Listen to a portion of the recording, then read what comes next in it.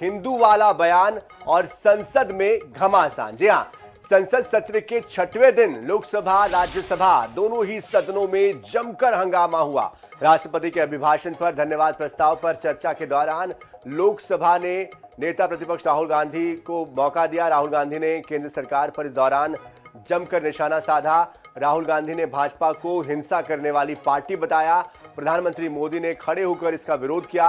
अमित शाह ने माफी मांगने की मांग की। राहुल गांधी ने अयोध्या, किसान, महंगाई, नीट, अग्निवीर योजना और कई मुद्दों को लेकर अपनी बात रखी।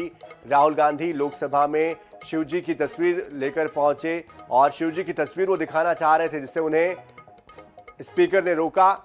और राहुल गांधी ने कहा कि शिवजी का त्रिशूल हिंसा का प्रतीक नहीं है। हमने जब बीजेपी से लड़ाई की तब हिंसा नहीं की।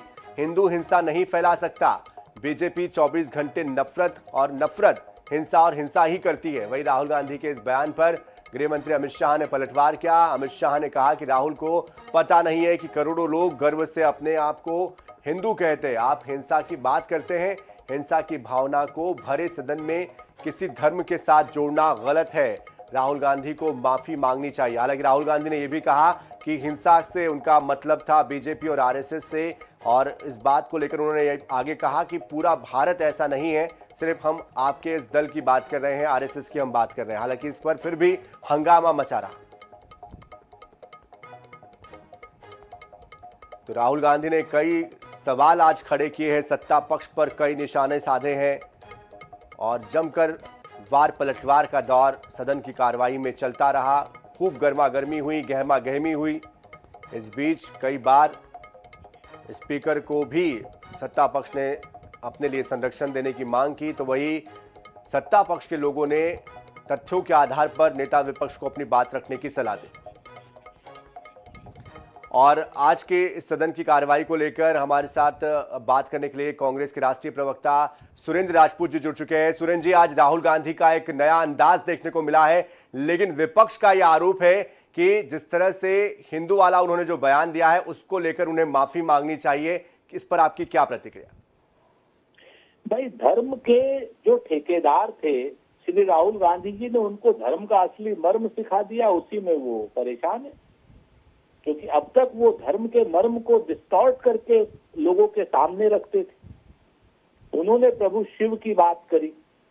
क्या नरेंद्र मोदी जी शिवद्रोही हैं क्या? ये जरा बताएं। कौन सी बात राहुल गांधी जी की उन्हें अच्छी नहीं लगी, ये बताएं। और धर्म के ठेकेदार तो हमेशा हिंसा ही फैलाते हैं। ईश्वर ने, धर्म ने, हमारे सनातन धर्म ने तो हमेशा अहिंसा की बात की। भगवान शिव ने अपना शिव के नाम त्रिशूल तक जमीन पे गाड़ा आपके सामने। अब भारतीय जनता पार्टी वालों को उनमें कुछ नहीं मिल रहा तो वो उल्टी सीधी बातें कर रहे। करने दीजिए उनको उल्टी सीधी बातें करने के लिए। हम सनातन धर्मी लोग हैं, हम कभी भी धर्म से विचलन में नहीं जाएंगे।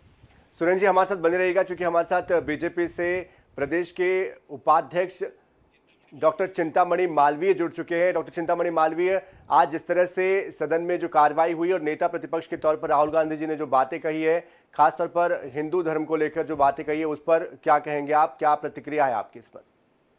देखिए, सबसे पहली बात तो यह है कि कांग्रेस का हमेशा इस बात पर बल रहा है कि हिंदू समाज विभाजित होना चाहिए, और जितना ज्यादा विभाजन हिंदू समाज में होगा और जितना बांट सकेंगे उतना कांग्रेस को ऐसा लगता है कि शक्ति हमको मिलेगी।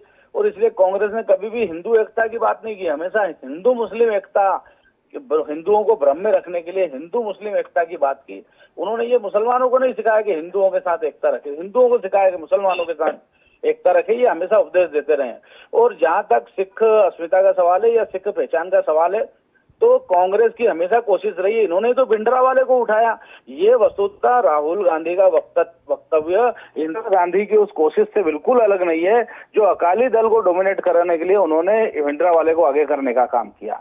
तो ये विभाजन और राज करो की नीति कांग्रेस की हमेशा रही है, उसी का प्रकटीकरण कांग्रेस ने किया। लेकिन मैं ये बता देना चाहता हूँ कि ये बहुत घातक है, और इस देश के लिए भी घातक है, और कांग्रेस के लिए भी घातक है, और हिंदू समाज के लिए भी घातक है, देश की मजबूती के लिए घातक है, और स्वयं सिखों के लिए। भाई, सिखों की सबसे बड़ी दुश्मन तो कांग्रेस है। इन्होंने तो गले में टायर डाल डाल के मारा था, और इनके कांग्रेसियों के वेश में जो दिल्ली के अतिवादी मुस्लिम थे, उन्होंने सिखों को मारा कांग्रेस के बेस में, और कांग्रेसियों ने मारा।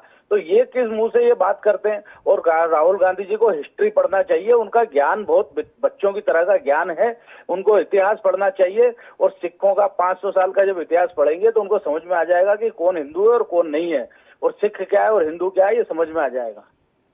सुरेंद्र जी, जिस तरह से आरोप लगा रहे चिंतामणि जी, इसके पहले सदन में भी हमने देखा, राजनाथ सिंह ने भी कहा कि तथ्यों पर बात नहीं हो रही है, साथ ही शिवराज सिंह ने भी कहा, अमित शाह जी ने भी कहा कि तथ्यों पर बात नहीं हो रही है, और अब चिंतामणि जी जो कि हमारे साथ अभी जुड़े हुए हैं वो भी ये बात कह रहे हैं। क्या जो बातें कही गई है वो तथ्यहीन, आधारहीन है, या सिर्फ और सिर्फ एक बयान मात्र है?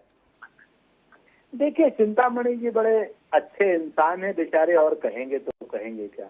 आप सदन की बात कर रहे थे, वो 500 साल के सिखों पे चले गए, वो 84 पर चले गए। चिंतामणि जी, मैं पढ़ करके बता रहा हूँ, व्हाट्सएप यूनिवर्सिटी से नहीं, आप तो हमारे वैसे भी बड़े भाई हैं। 44 संघ के लोगों के खिलाफ मुकदमा चल रहा है सिख दंगों का, आज भी चल रहा है, और 44 लोग हैं। मैं एक आधे नहीं, और कहिएगा तो नाम भेज दूंगा। नंबर 1, नंबर 2, अगर कांग्रेस के सुरेंद्र सिंह जी, उनके नाम कमलनाथ और जगदीश टाइटलर और ये सब तो नहीं है ना? चिंतामणि जा रहा हूं मैं आपके पास, बात पूरी होने दीजिए। थोड़ा सा सर, आप तो आपको सदन में होना चाहिए था। ये भाजपा के कमबख्तों ने आपको यहाँ पे बैठा रखा है। आज की डेट में आप जैसा शख्स सदन में होना चाहिए था, प्रखर प्रवक्ता जो, लेकिन आपको तो खुटा लाइन लगा रखा है, वो छोड़ दीजिए। चलिए, ये अच्छा है, कम से कम आप एक दूसरे की चिंता तो करते हैं जी। आपका निजी विषय है, मैं इसकी बात नहीं कर रहा हूँ।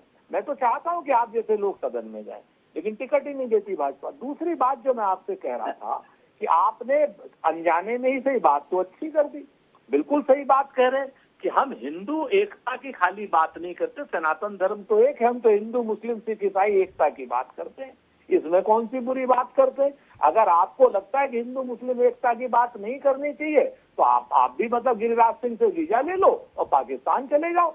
अब मन हो तो आप अफगानिस्तान चले जाओ, बांग्लादेश चले जाना, हम तो हिंदू मुसलमान की एकता की बात करेंगे। तीसरी बात, आज राहुल गांधी जी ने कौन सी चीज ऐसी है जो इतिहास में नहीं है, वो बताइए। क्या आप लोग आज की डेट में भगवान शिव की तस्वीर उन्होंने संसद में क्या दिखा दी, आप लोग हो गए परेशान? क्या आप शिवद्रोही लोग हो? जय श्री राम के नारे आप लोगों ने सदन में लगाए, भगवान श्री राम के नाम पर आप लोगों ने वोट लिया, आप भगवान श्री राम के नाम पर आपने चंदे की लूट करी, और आज सिर्फ राहुल गांधी ने भगवान शिव की फोटो भर दिखा दी, तो आप जो हैं उसमें परेशान हो गए। क्या शिवद्रोही लोग हो आप लोग, धर्मद्रोही हो, चलिए जवाब लेते हैं। ऐसे लोग हो कि सिर्फ वोट के लिए आप भगवान के नाम का यूज। चलिए जवाब लेते हैं। चिंतामणि जी, चिंतामणि जी, चिंतामणि जी, हेलो जी, अपनी बात रखें। सॉरी, मैं सुन नहीं पाया। आदरणीय सुरेंद्र सिंह जी की आधी बात तो मैंने सुनी, लेकिन जी थोड़ा सा डिस्टर्ब हो गया था। जी सर। जी सुरेंद्र जी। अरे सर, डिस्टर्ब होना ही था सर, क्योंकि मैं तो चाहता भी हूँ, मैं ईमानदारी की बात बताता हूँ कि आप जैसे आदमी को संसद में होना चाहिए। नहीं, जर्रा नवाजी के लिए बैठे हो सर, जर्रा नवाजी के लिए धन्यवाद आपका, शुक्रिया। लेकिन मैं ये जरूर कहना चाहूंगा कि जिन विषयों पर इस तरह वास्तव में तथ्यों पर बात होना चाहिए, इतना बड़ा बहुमत अगर कांग्रेस को मिला है, इतनी शक्ति उनकी बढ़ी है, पहली बार भी 10 सालों में विपक्ष का नेता बना है, तो उसका उपयोग होना चाहिए, बजाय इस तरह के शोर शराबे के, बजाय इस तरह के तथ्यविहीन और ऐसी अतार्किक बात की बजाय उनको अगर तथ्यों पे बात करते और आंकड़ों पे बात करते और मुद्दों पे बात करते तो मेरे ख्याल से ज्यादा अच्छा होता। ये समय खराब कर रहे हैं। मैं सुरेंद्र सिंह जी जैसे सुधी व्यक्ति के साथ ये बांटना चाहता हूँ कि हमारे करोड़ों लोगों का जो टैक्स का पैसा है उसको अपव्यय कर रहे हैं। चलिए, कम से कम आप एक दूसरे की चिंता कर रहे हैं, ये बड़ी बात है। बहुत बहुत शुक्रिया दोनों का हमारे साथ जुड़ने के लिए। सुरेंद्र राजपूत जी आपका भी, डॉक्टर चिंतामणि मालवीय जी आपका भी बहुत शुक्रिया हमारे साथ जुड़ने के लिए, अपनी बात रखने के लिए। तो जिस तरह से आज राहुल गांधी ने अपनी बात रखी है, कई मुद्दों पर सरकार को घेरने की कोशिश की है। जाहिर तौर पर लंबे समय से नेता विपक्ष का पद कांग्रेस को नहीं मिला था, और अब मौका मिला है तो वो उसे छोड़ना नहीं चाहते हैं, भुनाना चाहते हैं।